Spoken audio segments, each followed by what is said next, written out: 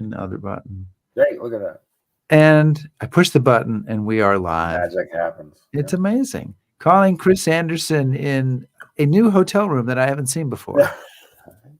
I am in Nuremberg, and I'm in the Grand Hotel where the Judge Jackson and many other legal eagles stayed when they were here for the Nuremberg trials. Oh, And fantastic! and you don't look like you're in Chicago, so I am in Paris, France. Great. So happy to be here. Welcome to everybody to History. Welcome everybody. Can't even speak to History Happy Hour. I've got my wine here, so that's appropriate. Thanks to Stephen Ambrose Historical Tours for helping bring you the show. Check out their rich offering of military history at stephenambrosetours.com. And Chris, we should thank our Patreon supporters, who are with us, especially our top shelf supporters. And you can become a Patreon supporter by going to going to patreon.com/history happy hour. A little more wine, Rick. I've been talking about a lot of history on the road, as I know you have the last 10 days, and I'm getting to be a little talked out.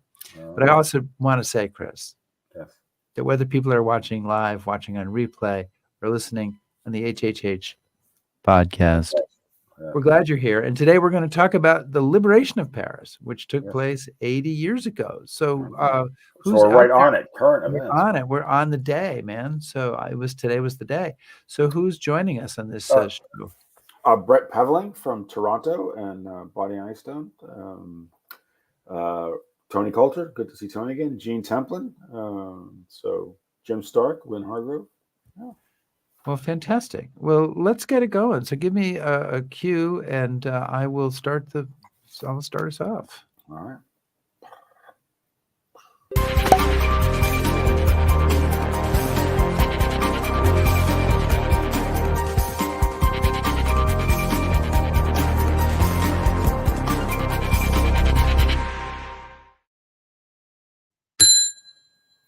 The bar is open. The bar is open. And Chris, before you introduce our guest, I'm in Paris today. It is the 80th anniversary of the liberation of Paris. I went out to the Rue Leclerc, the street that General Leclerc came down when he came into Paris on August 25th, 1944. They had a military parade, speech by Emmanuel Macron, all the celebrations of the anniversary. So I thought I would just show you a 1-minute video. You ready? Okay. All right.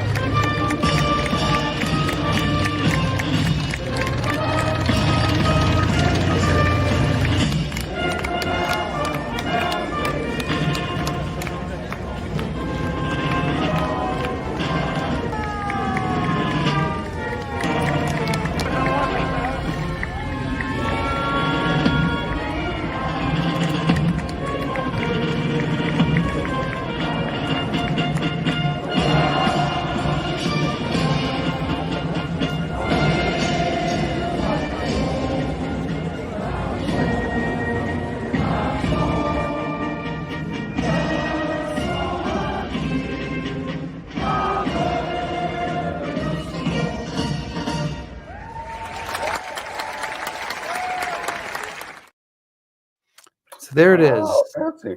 I saw that. That tank looked familiar when I saw down here. He kind of gets around. Oh, they must have really zipped up the road to get here. Yeah, that's kind of neat. So were you singing the Marseillaise too, or do you just kind of? I was a neutral journalist. Oh, I see. Okay. So who are we talking to today? What's going on? It's kind of it's just to show you how trendy and current on top of things we are. Our guest this week is Patrick Bishop, and Patrick is the author of many, many, many great books, among them Fighter Boys and Bomber Boys. He spent 25 years as a foreign correspondent covering major conflicts around the world, including the Falklands.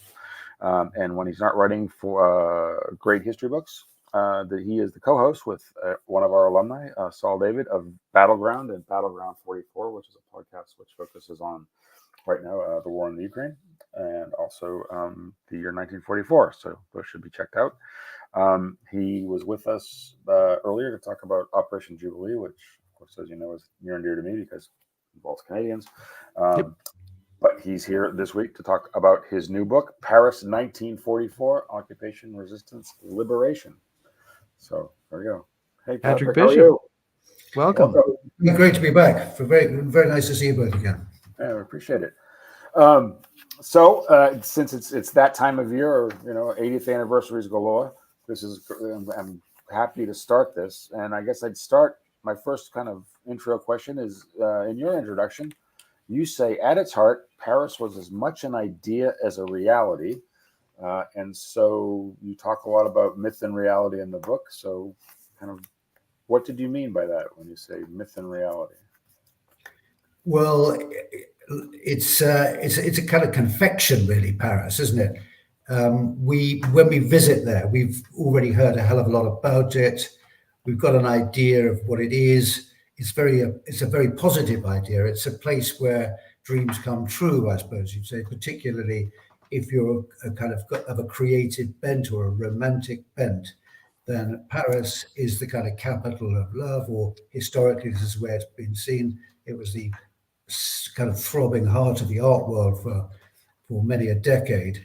And so it's kind of synonymous with lots of positive things like freedom, personal freedom, political freedom, beauty, adventure, and romance. So it's got this sort of unique place, I think, in the world's imagination in terms of having a personality. Very few cities have a gender. If you think about it, people always talk about Paris. It's always a woman. It's a particular type of woman. It's not a kind of a wife. It's a mistress, I think, is putting it. But as I say in the book, when these other famous great European cities fell to the Germans, their fate, people of course felt bad about it, but they didn't feel this kind of sense of personal loss, which seems to be the case when Paris fell in June 1940. These kind of reverberations of dismay really went around most of the world, not the entire world, of course, but it was a shocking event. And I think that's why the liberation carried this extra charge, why it was not just a great milestone on the road to eventual victory and defeat of the Nazis. It was also a kind of a sign that the end is near, and what better place to be the first to feel, the wind of freedom than Paris, this city that we all love. So at the beginning of the book, we see Adolf Hitler touring Paris and feeling honestly a little bit of that love, regarding it kind of as an inspiration. And then near the end of the book, we see him suggesting to General von Choltitz that it should be left a field of ruins. Now, granted, a lot happens in the 4 intervening years, but how does he really feel about Paris? Well, I think, he's a narcissist, as we'd say today, Hitler. So initially, his affection for it, such as it is, he'd never actually been there before. Hitler hadn't really been anywhere. So the first time he goes to Paris is as a conqueror. But he knows Paris very well from his days as an would-be art student in Vienna. One of his qualities is he's got this incredible memories. It's fantastic visual memory. So he is a keen student of architecture. And so when Paris falls, he decides he's not going to have a triumphal entry into Paris, strutting down the Champs-Élysées with his army behind him. He's going to go. He's going to reveal his other side, or this other side that he nurtures. And he often says, "If destiny hadn't called me, I would have been an artist. That's what I really am." So he goes on this sort of away day trip with some of his artist buddies, like Arno Brecker, the sculptor who does this sort of huge, over masculine, muscle-bound, gigantic sculptures, and Albert Speer, his sort of pet architect, and a couple of others. And he does this lightning tour in Paris, and his first stop is the Opera Garnier, the opera that we all know from bang in the middle of Paris, which most of us, I think, find a bit of a sort of eyesore these days. It's very much out of fashion, that kind of architecture. But this was for Hitler. This was like the acme of architectural achievement. So basically what he's saying, he's going there, and he loves Paris because Paris, he's got rather conventional ideas about art. So Paris was, to people of his generation, really the kind of gold standard of what a great city should look like. So it's really this conventional view that Paris is this sort of monument to civilization. But of course, being Hitler and being at the head of a movement that wants to re-establish Germany as the heart of European civilization, Paris, okay, so it's got its good points, but Berlin is going to be 10 times better. So, but it's very sort of remarkably unimaginative. So he, when they go to the Champs-Elysees and the Arc de Triomphe at the top, he says, okay, we're going to have this victory arch in Berlin too, but it's going to be bigger than the Arc de Triomphe, and the great avenue that leads down from it is going to be 100 yards longer than the Champs-Elysees. It's rather kind of banal view of what counts as greatness and majesty. Looking at crowd size. Yeah. That sort of thing. Yeah, strange. So, I mean, as you know, Patrick, from when you were with us before, Rick and I love to kind of steal ideas from people who've written a lot more books than we have. So you kind of use the approach of telling the story through a bunch of different personalities. So could you tell us why you decided on that approach and what you hoped by having kind of these little mini stories within the story helps move it along? And yeah, well, I was trying to get a cast of characters who somehow represented something about Paris and also something about the story. And it was there were actually quite a few to choose from, and I wanted to, I want people to read the book, so I want to have some famous names in there, people who actually fascinate me anyway. I've always been fascinated by Hemingway. I know he's out of fashion these days, but I still think he was a great writer, not such a great human being. And Robert Capa, as well as being a very fine photographer, is also one of my heroes as being a very human character. He had his flaws, but there's something rather wonderful about his joie de vivre, streak of melancholy, and great bravery. So, putting people like that in was both fun, and they actually illustrated a part of the story. In one sense, they're both Parisians, they're both adopted Parisians. Hemingway made his name in Paris, Capa made his name in Paris. And so they got very strong associations with the city, and they both loved the city. So that's really kind of bringing the kind of broader audience into the story, I suppose. But then you want to have characters who represent an aspect, a key strand in the narrative. So there's a kind of, not exactly a good German, but a kind of okay German, a bad German, a collaborator, a resistor, various shades actually. And then some people who just had to be there. But the idea is to try and, as you say, keep the pace up, and as a kind of consumer of books, I've got a fairly short attention span. So if the pace flags, I find myself kind of losing interest quite rapidly. So I'm always aware of that when I write. And I think having a strong, colourful, pungent cast of characters is a good way of telling the story. I mean, I'm very devoted to telling the story and getting it right and trying to make people think slightly differently about it if they have a preconceived idea of what liberation was about.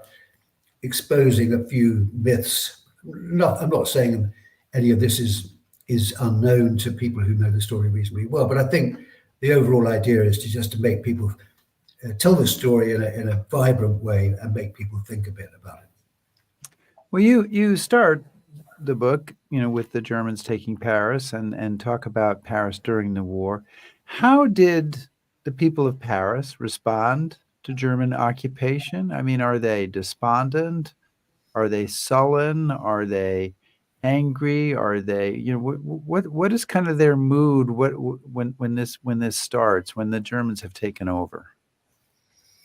It's very mixed. I think all those emotions you mentioned are there, but I think first and foremost there are two overriding feelings. One is shock, and the other is relief, because the collapse of France after the May the 10th offensive is launched from the east is incredibly sudden. And the French people have been told that we have this fantastic army, we have this Maginot Line that's going to defend us.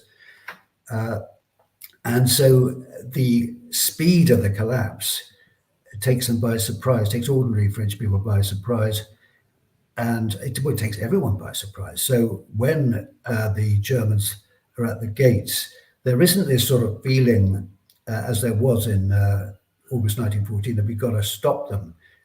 Instead, the government abandons the city, and instead of fighting a battle at the gates of the city as they did at the Battle of the Marne, the army is told to lay down its arms and basically wait for the armistice to be signed. So there's confusion on top of that kind of feeling of relief that it's all over. There's this deep confusion about what comes next. And there's no one really in charge. The government sort of moving from place to place. It then very rapidly kind of votes out the old order, the old Third Republic, and installs Philippe Pétain as essentially a kind of dictator figure. And that comes as something of a comfort to most people, because Pétain is probably the most respected person in France. He was the victor at the Battle of Verdun in 1916. He's regarded as someone of enormous authority and someone who could be relied upon to do the right thing. So when he says, okay, no more fighting, we're going to sign the armistice, and henceforth we're going to collaborate with the German occupiers. Now, collaboration didn't have the stigma that we now associate with that word. It was regarded more as a cooperative thing. We were going to be in France and Germany. We're going to be in some kind of partnership, and that, of course, turned out to be a very empty notion quite quickly. So yeah, there's this kind of confusion, and there's a lot. Basically, there's this. Let's wait and see what happens next. Let's wait and see what the Germans do. We all know what they're capable of, but Pétain tells us it's okay. So let's see. And so for the first period, there is a sort of honeymoon period that lasts a couple of months. The Germans behave very respectfully. Their orders are to treat the French with dignity and with respect. Certainly didn't go for the Poles or for the other conquered territories. And so there's a feeling that, well, maybe this was the right thing to do. That de Gaulle, who's just a voice on the radio at that point, not many people have even heard that voice on the radio. He's a quixotic figure. He's someone who's done something which turns out to be the right move, but at the time seemed like a very odd thing to do to a lot of people. Well, Patrick, I mean, I accept that this is going to open up a big topic and too much to talk to in an hour, but it always surprises me when I read about this, the level of collaboration, and as you say, it doesn't have the pejorative sense that it does now, but could you maybe talk about, kind of this attachment to Pétain and how some people in France, I don't want to say are entirely okay with what's happened, but they're willing to accept this. What is their kind of view, and I guess why is there more active opposition sooner? I mean, a lot more people seem to want to acquiesce in this. Yeah, well, that's something I think that is still troubles the French to this day. The degree of acquiescence there was with the new order.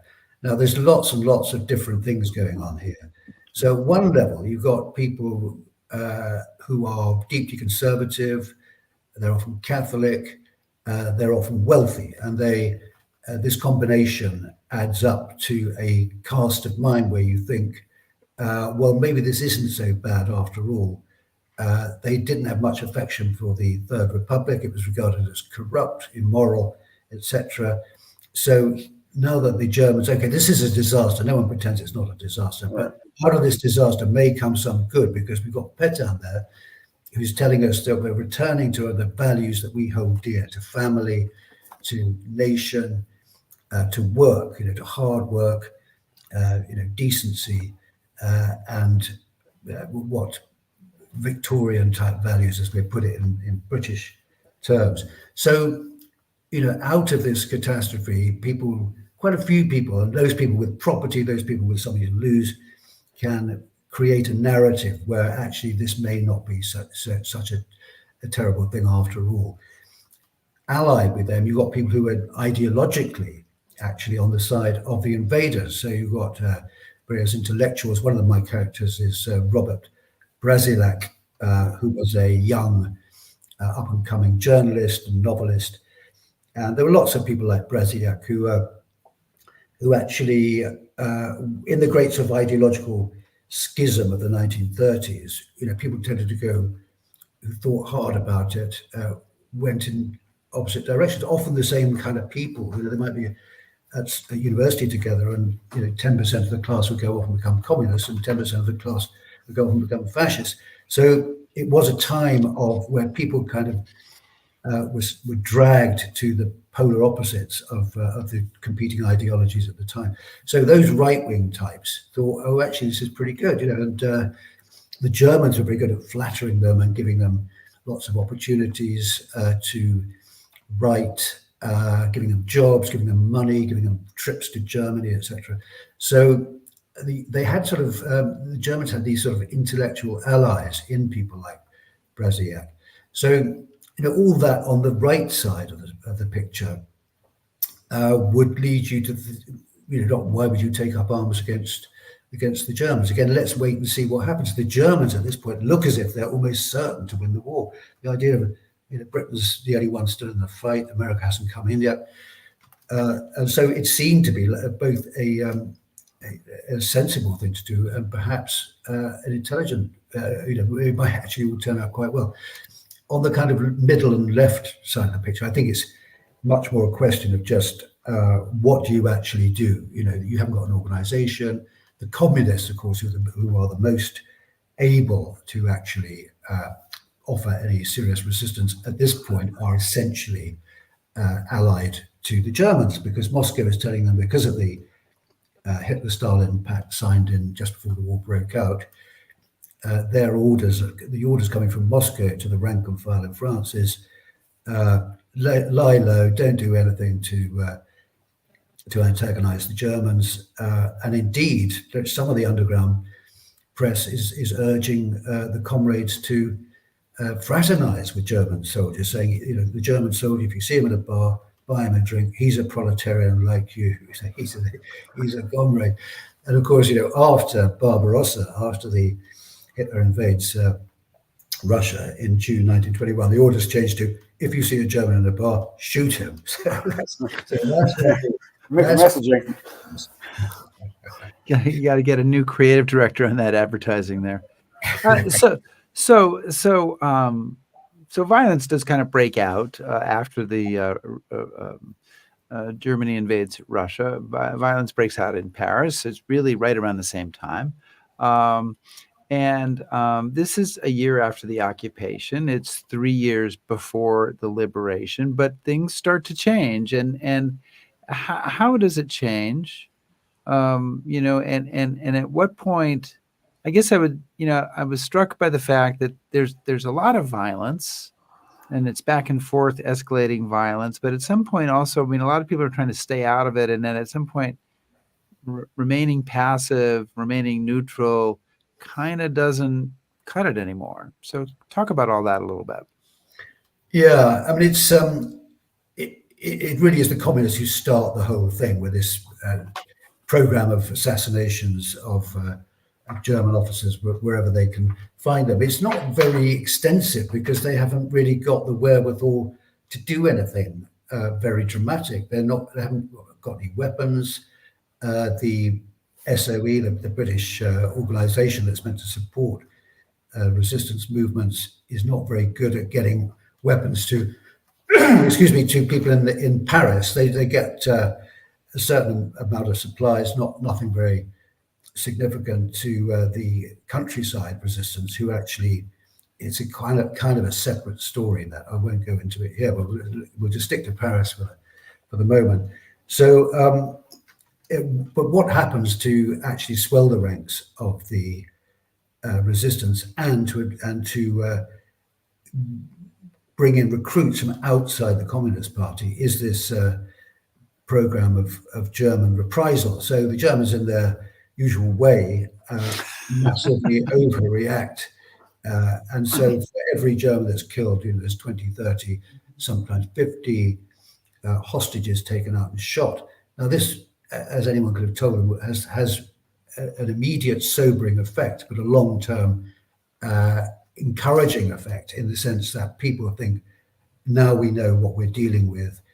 Extreme measures are the only ones that are going to work against an enemy like this. And so in the long term, it's actually a bad policy. And indeed, some of the Germans themselves see that. But the communists still really run the show in Paris right up until the end. Over those years between the autumn, or rather late summer of 1941 and the liberation in August 1944, you get the net widening. So you get people of all political stripes, including some pretty right-wing people, joining the fray. But most of the fighting is done by the communists. So Patrick, well, I have a very dear friend who is a gendarme, and he's also a bit of a history geek. And I remember talking to him at one point as he's embarking on his law enforcement career, and he was a little troubled when he looked at kind of how pro-occupation a lot of the gendarmes or the gendarmerie was, which I was thinking about as I read the book, because of the police. And maybe you could talk a little bit about sort of how French officialdom or the French bureaucracy is supporting the occupation, and how they're handling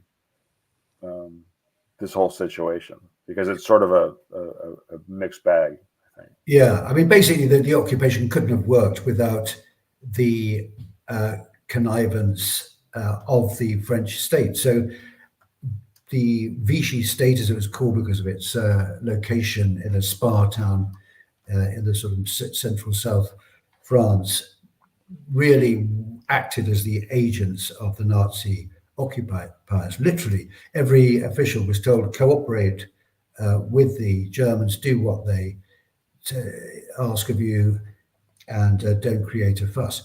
And so that extends to everyone, to every official, every prefect, every mayor. Some of them were secretly doing a little bit here and there to hinder the Germans or to help the resistance in some way. But per force, there wasn't that much they could do. But I think it's the police who really have the biggest question to answer, which is, how were you able to just switch sides so seamlessly, apparently, and start doing the Germans' dirty work for them, which involves rounding up your own countrymen who happen to be in the resistance, or happen to be members of the Communist Party, or happen to be Jewish. So very few of them actually resigned from the force, or refused to do the work, or formed sort of underground cells to try and sort of in some way hinder what the Germans were trying to do. And this continues right up until the eve, literally, of the liberation of Paris. So the French police in the capital are just as keen on aiding and abetting the various German policies as their as their colleagues elsewhere. But about a few days before it's obvious that that things are coming to a head, the Paris police force suddenly changes its tune and goes on strike. Now, this is the kind of basically the curtain raiser for the liberation itself. And it turns out, I think some cynics might chuckle at this, that inside the police force, there are all these resistance movements that hitherto hadn't actually done anything, but suddenly they spring up very conveniently. Like magic. Yeah, and it turns out the communists are also in there, and the Gaullists are in there, and the socialists are in there. And they literally turn their coats, and they go from being oppressors to being freedom fighters. And indeed, there's a funny story I tell in the book about a communist resistant who, when the police then actually take up arms against the Germans on August the 19th, and he finds himself fighting along on the barricades alongside one of these policemen. He says, "Oh, I recognize you. You arrested my mate last Saturday." So he said, "Well, no, I'm a freedom fighter now." So I think you'd have to be very naive to buy the narrative that the French police then wrote for themselves about how all along they'd been sort of good patriots, and they were just waiting for the moment to strike. There's a lot of myth making in this story. I want to remind people that we're chatting with Patrick Bishop about his book Paris 1944, about the liberation of Paris, which happened 80 years ago. And August 25th, today, is the day that's often celebrated, although it takes place over a period of time. So you have, and you tell the story of the resistance and the different factions of the resistance and the folks who make that work. But there's another side to this story as well, which is the army, the U.S. Army with the French 2nd Division under Leclerc as part of it. General Eisenhower and General Bradley say that they want nothing to do with Paris. They would like to bypass Paris and kind of ignore it completely. Why do they want to bypass Paris? And then what convinces them that, well, maybe we should try to do something? It's made perfect sense not to go hell for leather for Paris once they were ashore properly and securely in Normandy, because the point of the exercise, the point of the Battle of Normandy, is to defeat the German army and then drive its remnants back across the Rhine and get into Germany itself as quickly as possible. And so diverting to Paris is going to A, take time, and B, putting a strain on resources. You're inheriting a problem, a massive potential human problem of feeding the population, basically looking after, taking care of all their needs, and that's going to soak up a lot of logistics. So very sensibly, the idea was we'll just bypass Paris. Once we've gone past Paris, it's obvious to the garrison that they've basically, the battle is over. And if we're lucky, they'll just pack up and go home.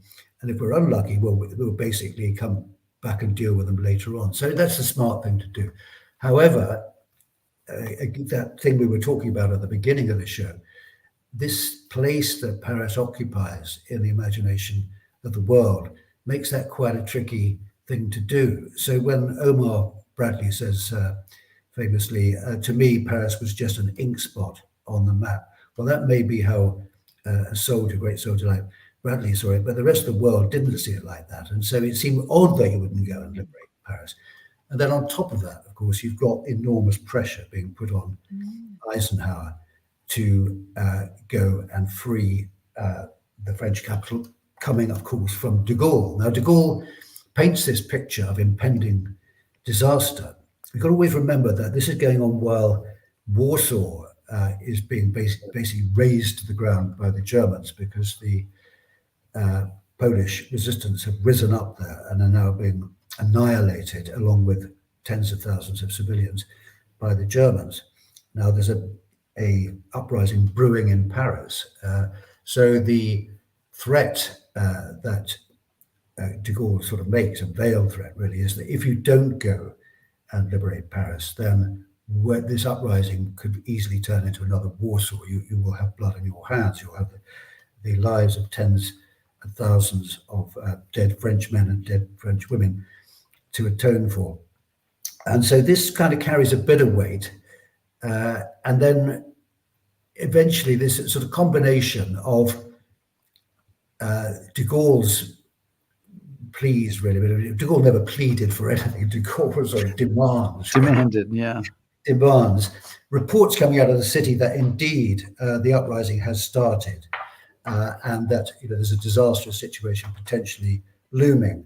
And this thought that if the whole place is blown to smithereens by the departing Germans, which seem to be a distinct possibility, then it won't look very good for Eisenhower, who did know Paris, well, loved Paris, and indeed for the Allies in general. So he kind of reluctantly, but enthusiastic, but wholeheartedly, should I say, orders the diversion to be undertaken. The first unit in will be the Leclerc division, the second armored division, the Deuxième Blindé. And he's doing de Gaulle a huge favor by agreeing to this, because on that order rests the myth that that de Gaulle built up with huge enthusiasm and to great effect, that it was the French that actually liberated Paris. Very little mention is made of the fact that the 4th Infantry Division, the US 4th Infantry Division, the Ivy, was right behind them, or indeed that the French were completely equipped and uniformed by the Americans, and indeed that the Allies had actually won the Battle of Normandy, more or less. Those are mere details, Patrick. You know, you don't want to. You don't want to. You don't want to. Myth making doesn't involve details. But it's incredible how durable it was, that myth. I mean, you know, of course, if you looked at it, I mean, it was pretty obvious from the get-go that this wasn't the case. But people, you know, one of the points I make about Paris is that people believe what they want to believe about it, you know. So, I mean, just as a bit of a side, but if you go to Paris, as you no doubt know, Rick, and you go out and try and find a nice restaurant and have a nice meal, you'll be hard pressed to actually get a decent meal at a decent price and with kind of friendly service. French food, I travel a lot, as you guys do. French food, Parisian food, is the worst I've eaten anywhere. And I've been paid through the nose for the privilege of being sneered at by some French waiter while I'm doing it. There are one or two places which I'll tell you guys to get you next time. Yes, please. But it is, you know, I lived there for 4 years recently with my family, and people used to come and stay the whole time, as they always do if you've got a flat in Paris. And they'd come and say, "Oh, you know, tell us about your favorite. You must have some favorite, you know, secret little restaurant where the food's great. You know, the prices are okay. It's real traditional." But it didn't exist. This place did not exist. Oh, it's kind of okay places, you know. But this fantasy persists, you know, very ably stoked by the French, that they're still the gastronomic capital of the world. You could eat. I was in Warsaw the other day. You'd eat much better in Warsaw. You'd eat much better in Kiev. You know, virtually anywhere in Europe, you will eat much better than you do in Paris. Sorry, Parisians, but it's true, and you know it's true. You know it's true. I'm going to chat. I have to leave now and pack up and go to another hotel. Yes. Okay. So somebody asked me this the other day on the tour I'm on, and so I will just ask you, Patrick, and then I will take your answer along with your comments about French restaurants.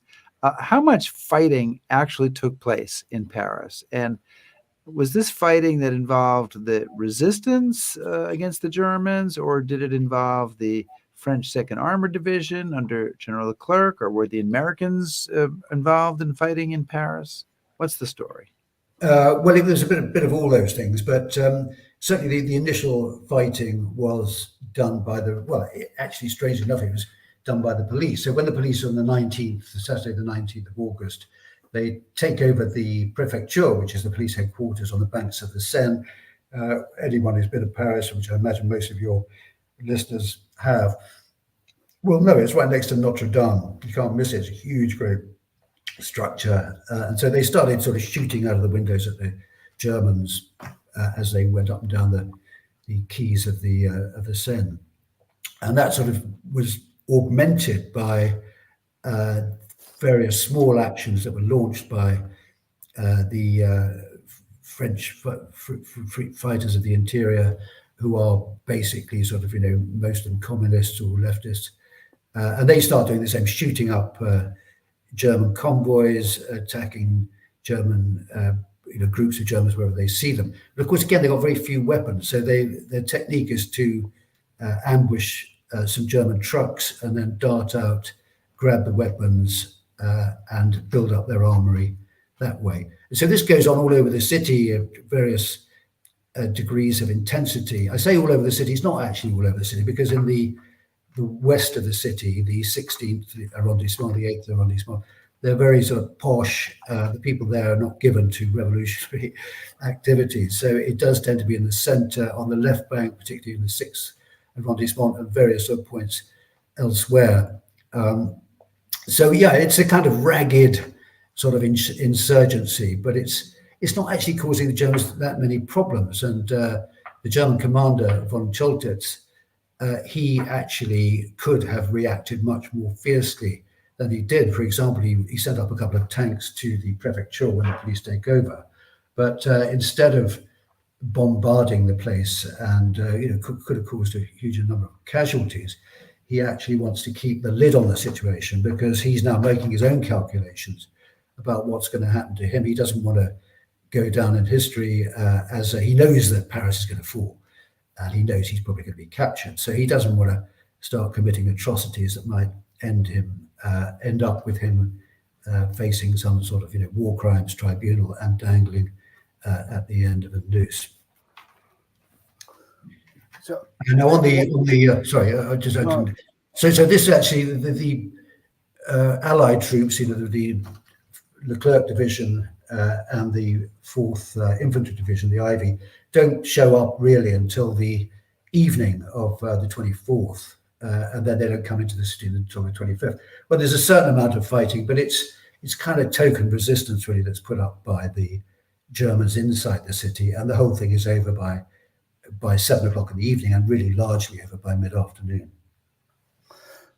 One of the things that I found fascinating. Obviously, we know about de Gaulle. There's impressions about de Gaulle, but you really bring Eisenhower into the story in a way that I usually don't see. So, if you could maybe touch a little bit on Eisenhower's relationship with de Gaulle, because he seems to be the only person, surely the only quote unquote Anglo-Saxon who's able to form any kind of relationship with de Gaulle.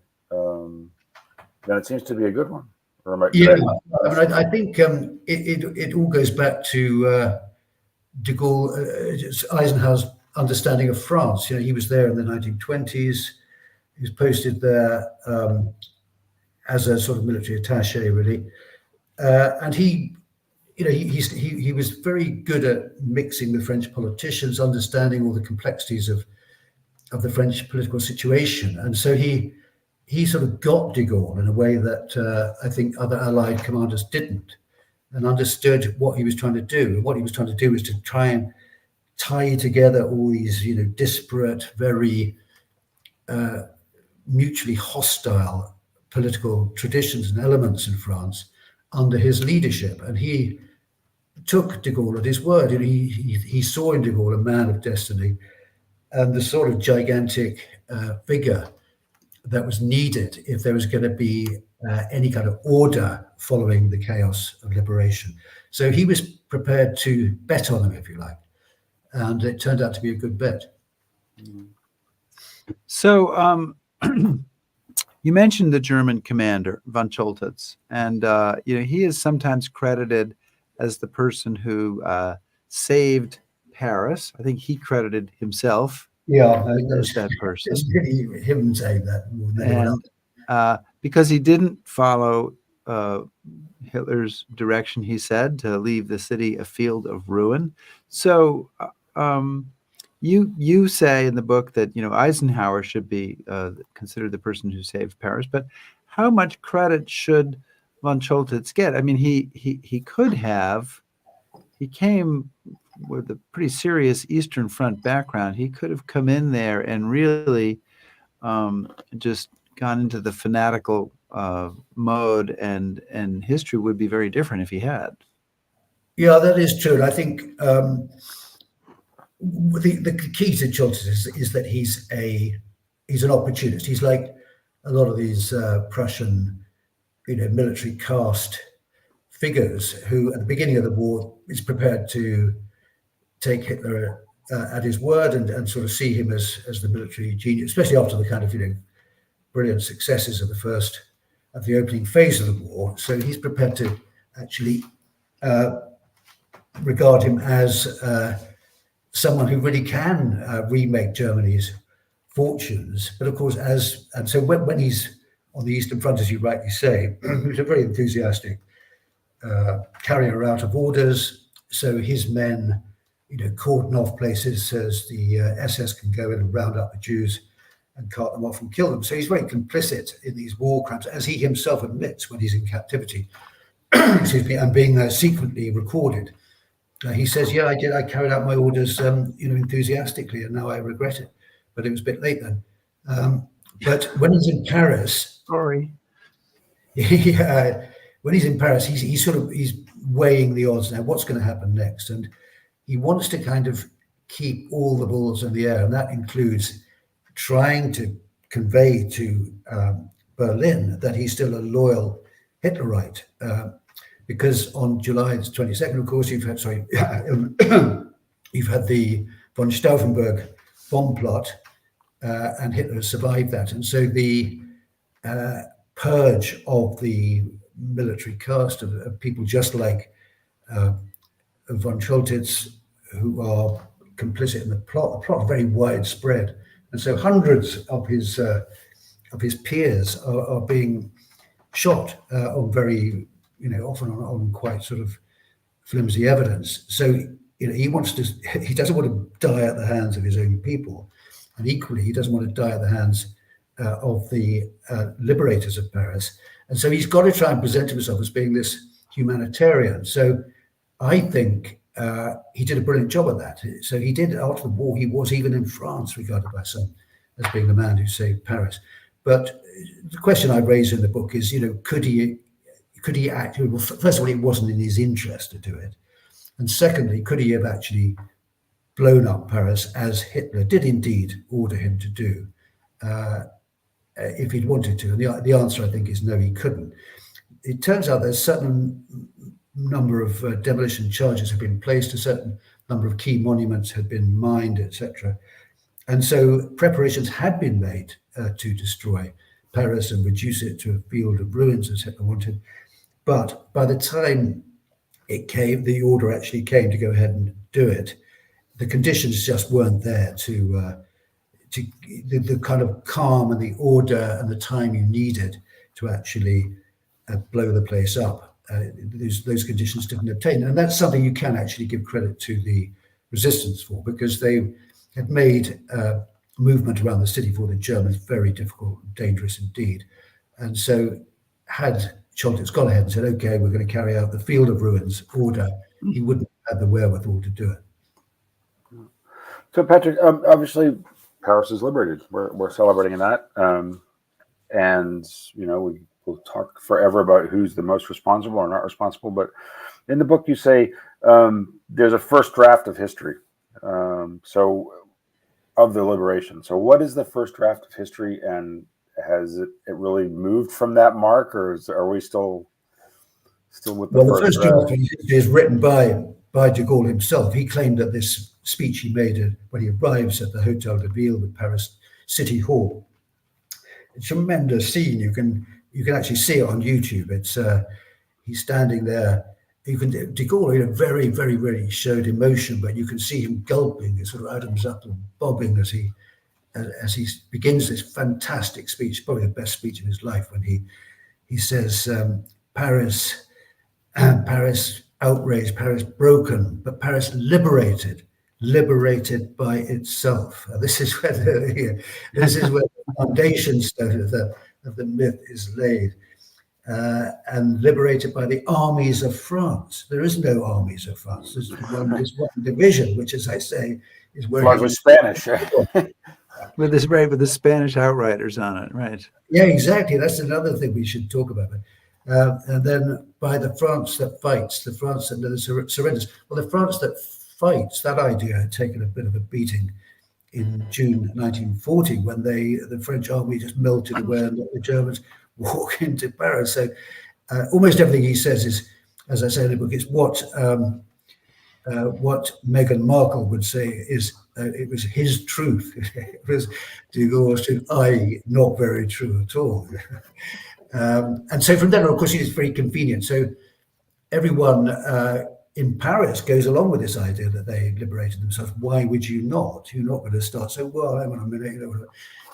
And again, obviously, Eisenhower doesn't sort of rain on de Gaulle's parade. Indeed, talking of parades, he gives him this fantastic parade the day after the liberation, on that Saturday, the 26th, when he walks down the Champs-Élysées.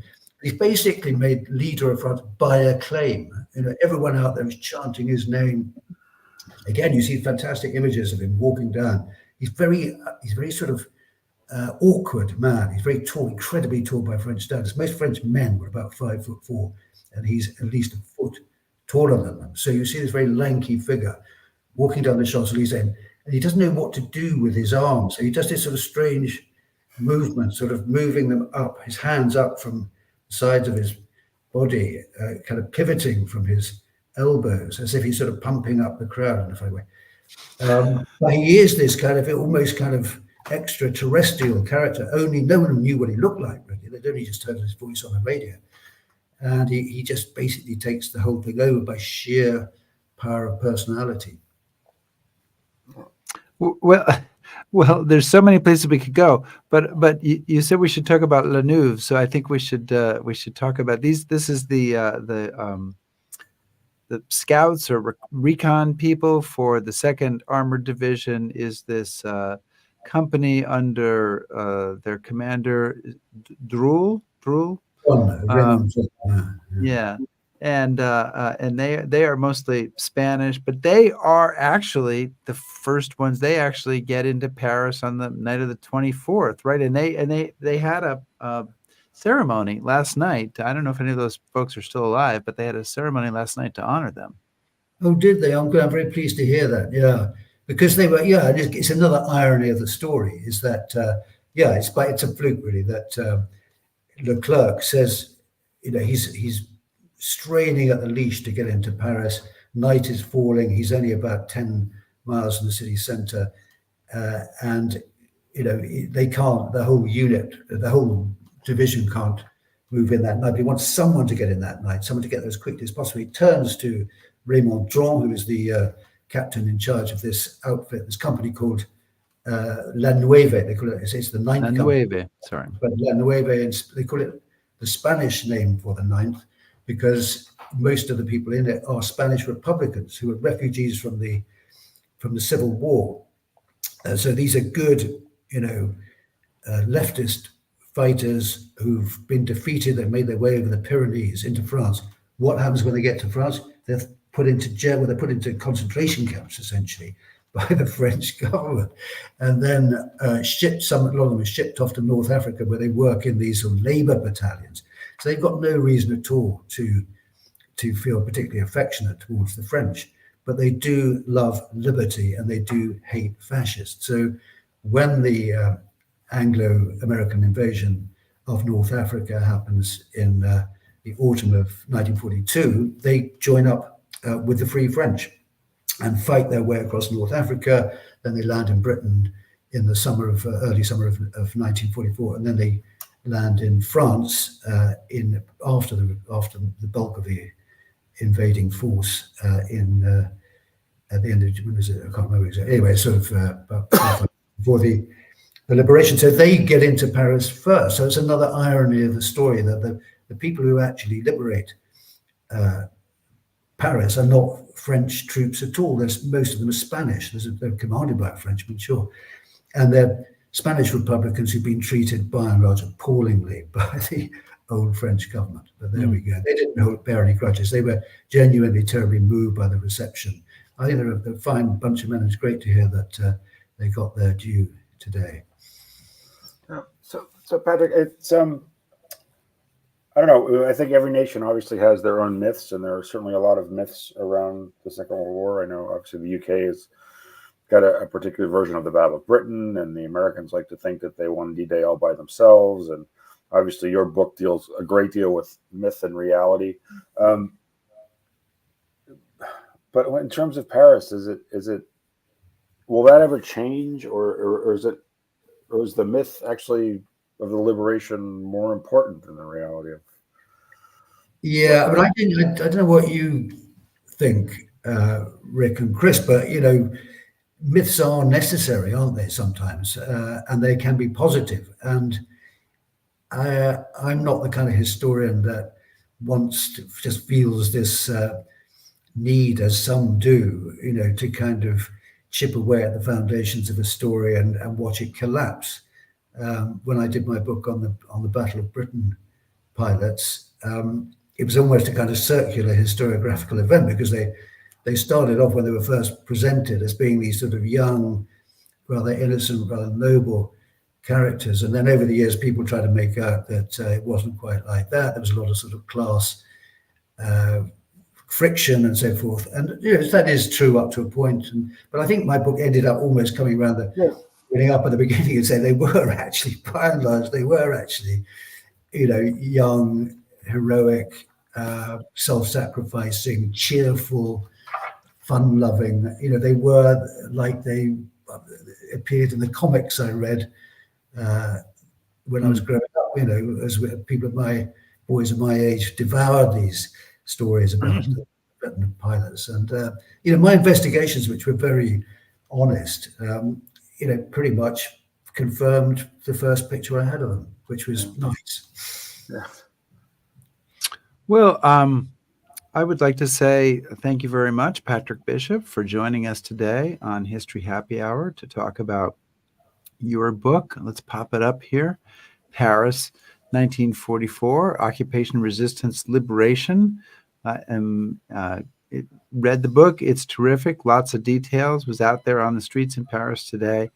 I was in a restaurant this morning and I was reading the book, and the waitress asked about it, and I was telling her about it. And she was somebody who spoke perfect English, but she was from Georgia, but not the state, the country. So, and she wanted to go out and get your book, and other people. Georgian edition.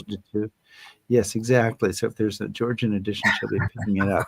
But we thank you so much for joining us today on History Happy Hour. And we didn't even get to talk about J.D. Salinger. Jerry Salinger is there. Yeah. He's there with the 4th Armored Division, thinking about Holden Caulfield, who's a character in some of his stories. And that's just that's just a delightful surprise in the book that people can discover if they buy it and read it. Well, and they can also be challenged by Hemingway, right? Hemingway, who comes across as the second greatest. This is one of the great historical literary encounters when, it's like the old champion hands over the torch to the new one with their very different kind of views of what masculinity. I had never even thought of them in the same breath, and to know that they met multiple times, and that was crazy. So. Anyway, Patrick, thank you so much for joining us on History Happy Hour. We appreciate it. Great pleasure as ever. Okay, all the best. Thanks very much for having me. Thank you. Cheers. Bye-bye. Awesome. I thought it was an awesome book. Yeah, I love it. I mean, I know he's still listening, but even if he was, even if he wasn't, I would still say that. Yeah, no, I was right. And I was sitting here. Literally, I was sitting in not only in my last hotel and in this hotel.